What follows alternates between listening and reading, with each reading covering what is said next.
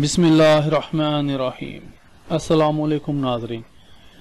नाज़रीन, मैं आपको अपने इस चैनल जिसका नाम है बेसिक पाकिस्तानी लॉज इन उर्दू, इसमें खुशामदीद कहता हूँ, जो पाकिस्तान के बुनियादी कवानीन से मुतल्लक है।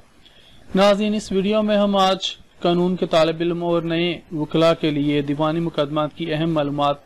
के बारे में जानेंगे। तो चलते हैं अगली स्लाइड पर। नाज़रीन, दीवानी मुकदमात के हवाले से कुछ अहम मालूमात हैं जो मैं यहाँ पर आप लोगों के साथ शेयर करना चाहता हूँ। ये आम लोगों के लिए और जो कानून के स्टूडेंट्स हैं, लॉ के स्टूडेंट्स हैं, उनके लिए, और हमारे जो जूनियर एडवोकेट्स हैं उनके लिए बड़ी अहम है।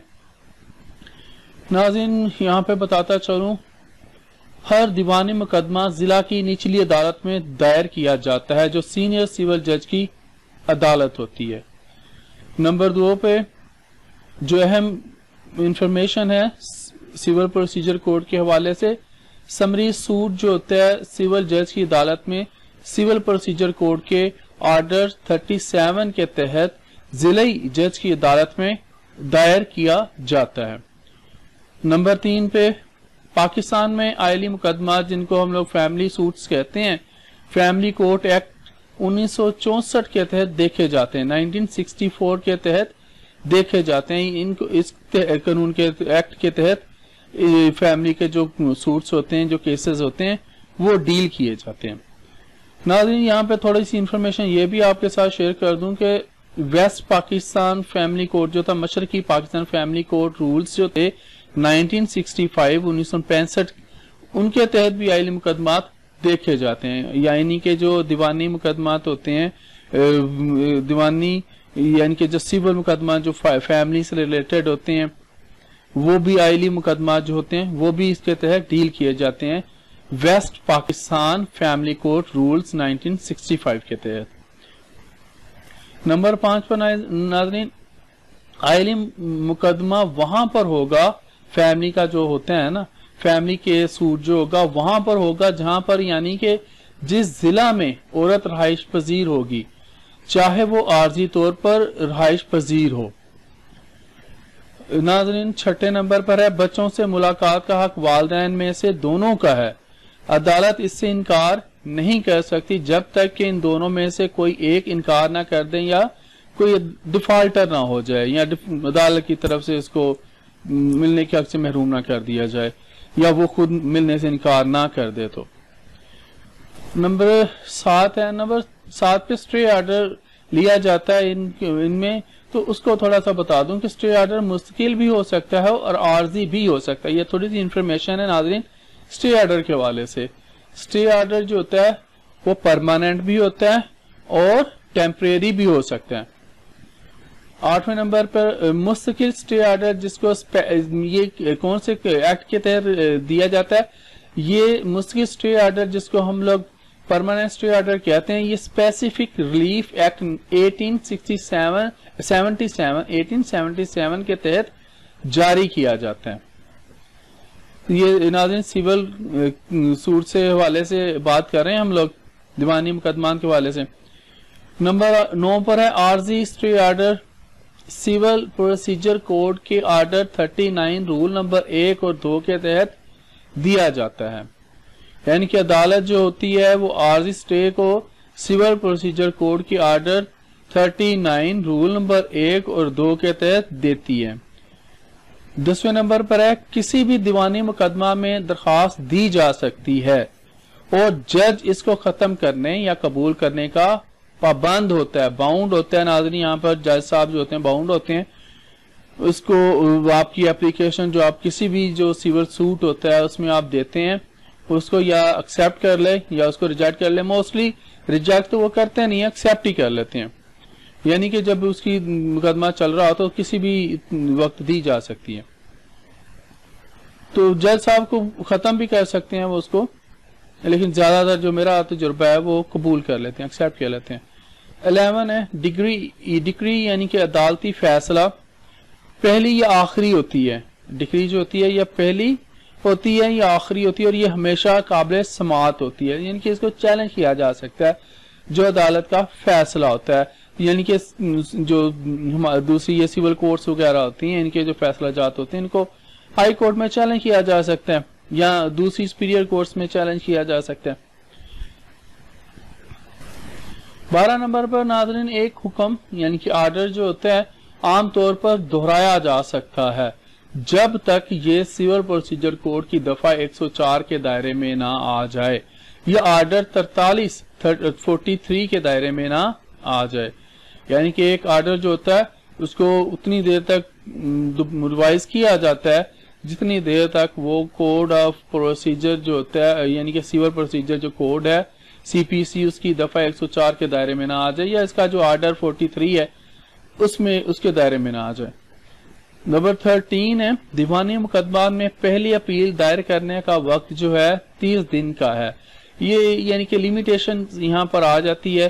جب ہم لوگ پہلی اپیل دے سکتے ہیں جو سول کورٹس میں اس کے جو وہ 30 دن کے اندر دائر کر سکتے ہیں۔ نمبر 14 ہے دیوانی مقدمہ میں دوسری اپیل دائر کرنے کا وقت جو ہے 60 دن کا ہے، یعنی کہ سول سوٹس ہیں جو ان میں سیکنڈ اپیل دائر کی جاتی ہے وہاں پر 60 دن ہے۔ ناظرین 15 نمبر جو ہے اس میں ہے دیوانی نظر ثانی دائر کرنے کا وقت جو ہے وہ 90 دن کا ہے، یعنی کہ اب پھر کہہ دیں ہوتا یہ ہے کہ آپ کا ایک دفعہ کیس ہو گیا اس کے یعنی کہ آپ کے حق میں نہیں ہوا، آپ نے پھر اپیل دائر کر دی تو پہلی اپیل دائر کرنی ہے تو 30 دن ہے، پھر دوسری اپیل دائر کرنی ہے تو 60 دن ہے، پھر تیسری نظر ثانی کی اپیل دائر کرنی ہے تو وہ 90 دن کے اندر آپ لوگ کر سکتے ہیں تاکہ آپ اچھی طرح اس کی تیاری کر لیں اور آپ وہ پوائنٹس دیکھ لیں کہ جہاں پر جو اگلا بندہ جو ہے وہ کون سا اس کا ویک پوائنٹ ہے اور آپ کا کون سا ویک پوائنٹ تھا، ان پر آپ اپنا قابو کر لیں، ان کو اوورکم کر لیں۔ چلتے ہیں ناظرین اگلی سلائیڈ پر۔ 16 نمبر پر دیوانی نظر ثانی جس کو سول پروسیجر کوڈ کے سیکشن 115 کے تحت دائر کی جاتی ہے، یعنی کہ جو نظر ثانی کی اپیل ہے اس کو ہم لوگ سول پروسیجر کوڈ کے سیکشن 115 کے تحت دائر کرتے ہیں، جو آخری اپیل جس کا ٹائم 90 دن کا ہے۔ یہ ناظرین اب 17 نمبر پر ہے پٹیشنر جس کو درخواست گزار کہا جاتا ہے، اس کی نظر ثانی میں جو پٹیشنر نظر ثانی میں اس بات کا پابند ہوتا ہے کہ وہ ٹرائل کورٹ میں تمام ریکارڈ مہیا کرے، جیسا کہ میں نے پہلے بتا دیا تھا کہ جب آپ درخواست دیتے ہیں یا آپ کا جو کلائنٹ ہوتا ہے وہ درخواست دیتا ہے تو پٹیشنر جو ہوتا ہے وہ درخواست دیتا کرتا ہے تو وہ اس بات کا پابند ہوتا ہے کہ وہ اس ٹرائل کورٹ میں جب نظر ثانی کی اپیل دے رہا ہے، نظر ثانی کے لیے اپنا کیس مہیا کر رہا ہے تو وہ تمام ریکارڈ جو ہے وہ سارے کا سارا مہیا کرے جو عدالت نے اس سے ریکوائر کیا ہوتا ہے اور نہیں بھی کیا ہوتا اور جس سے اس کا کیس مضبوط ہو سکتا ہے وہ اپنا ریکارڈ مہیا کرے، وہ ساتھ لگائے، اس لیے یہ 90 دن دیے گئے ہوتے ہیں۔ 18 نمبر پر ہے پہلی اپیل قانوناً بھی دیکھی جاتی ہے اور حقیقتاً بھی دیکھی جاتی ہے، یعنی کہ پہلی اپیل جو دیتے ہیں جو دائر کی جاتی ہے وہ کویسچن آف لا ہوتی ہے اور سیکنڈ اپیل جو ہوتی ہے وہ کویسچن آف فیکٹ ہوتی ہے، یعنی کہ آپ قانوناً بھی آپ کی اپیل جو ہوتی ہے وہ دیکھی جاتی ہے اور اس میں حقیقت کتنی ہے یہ بھی دیکھا جاتا ہے۔ اب آپ کی جو دوسری اپیل ہوتی ہے اس کو قانونی طور پر دیکھا جاتا ہے، وہ یعنی کہ وہ کویسچن آف لا ہوتی ہے۔ نمبر 20 ہے عام دیوانی مقدمات میں پہلی اپیل ضلعی جج کی عدالت میں دائر کی جاتی ہے۔ ناظرین پھر اس کو ریوائز کر دیتے ہیں کہ جو ہوتے ہیں عام کامن سول سوٹس جو ہوتے ہیں ان میں پہلی اپیل جو آپ دائر کرتے ہیں وہ ضلعی جج کی عدالت میں دائر کی جاتی ہے۔ تو 21ویں نمبر پر ہے عام دیوانی مقدمہ میں دوسری اپیل جو ہوتی ہے عدالت عالیہ میں دائر کی جاتی ہے، یعنی کہ یہ دوسری اپیل جو ہوتی ہے جو جن کا پہلے میں نے ذکر کیا دوسری اپیل اب عدالت میں دیں گے تو وہ کہاں پر دیں گے، وہ عدالت عالیہ میں یعنی کہ ہائی کورٹ میں دیں گے۔ 22ویں نمبر پر ہے دیوانی عدالت West Pakistan civil code act 1962 کے تحت لامحدود معاشی اختیارات رکھتی ہے، یعنی کہ جو سول کورٹ ہے جو پاکستان کا ویسٹ پاکستان کا سول کورٹ ایکٹ 1962 ہے اس کے تحت اس کے جو معاشی اختیارات ہیں وہ انلیمیٹڈ ہیں، لامحدود ہیں سول کوڈ کے. لیکن نمبر 23 پہ عام حالات میں ضلعی حکومتوں نے دیوانی عدالتوں کے معاشی اختیارات مختلف رکھے ہوئے ہیں. اب ناظرین آخری جو پوائنٹ ہے ہمارا وہ یہ ہے کہ جب عدالت عالیہ یعنی کہ ہائی کورٹ میں پہلی بار ایک مقدمہ دائر کیا جاتا ہے تو اسے سنگل بینچ سنتا ہے. اچھا ناظرین، امید کرتا ہوں کہ آپ کی انفارمیشن میں کچھ اضافہ ہوا ہوگا، اور انشاءاللہ میری کوشش ہوگی کہ میں اسی طرح کی کچھ مزید ویڈیوز آپ کے لوگوں کے لیے بنایا کروں. اب تک کے لیے اتنا ہی، اجازت دیجیے، انشاءاللہ زندہ رہے تو اگلی ویڈیوز میں ملیں گے. اللہ